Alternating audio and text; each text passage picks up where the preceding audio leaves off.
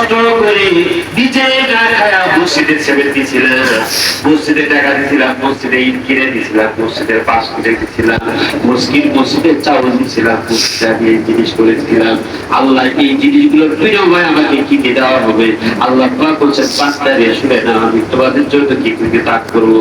জান্নাত একটা ঘর, ঘরের মধ্যে যখন তোমরা বসবাস করো, যখন কোনো পর্যটনের হোটেলে যাও, আর যখন ভালো আত্মীয় বাড়িতে যাও, অথবা জামাইয়ের বাড়িতে যাও, শ্বশুর বাড়িতে যাও, তোমার 70 করে খাবারের একটার পর একটা খাবারের মেনু আসে, আসে না আসে না আসে। সাধারণত কি খাওয়ায়?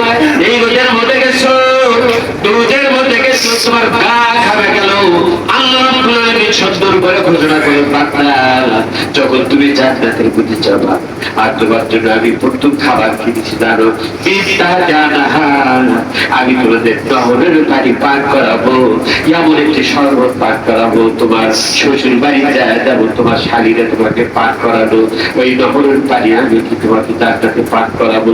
জান্নাতে যখন নহরের পানি পান করাবো, আর কালো মানুষ আর কালো থাকবে না, বুড়া মানুষ আর বুড়া থাকবে না, সব গুণে পরিণত হয়ে যাবে। বলে সুবহানাল্লাহ।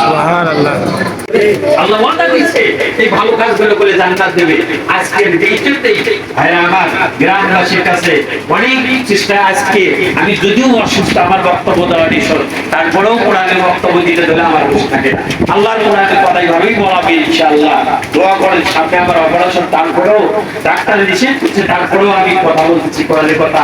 আজকে সুযোগ হলো, এই নামাজটা হয়তো আমার মনে হয় নাই, তবে একটা কথা আমার দাবি, আল্লাহ পাক বলছেন তোমরা যখন দুর্বল হও, তখন আমি ঝাঁকে ঝাঁকে বিভিন্ন দিক থেকে পাখি কাটে দিয়েছি।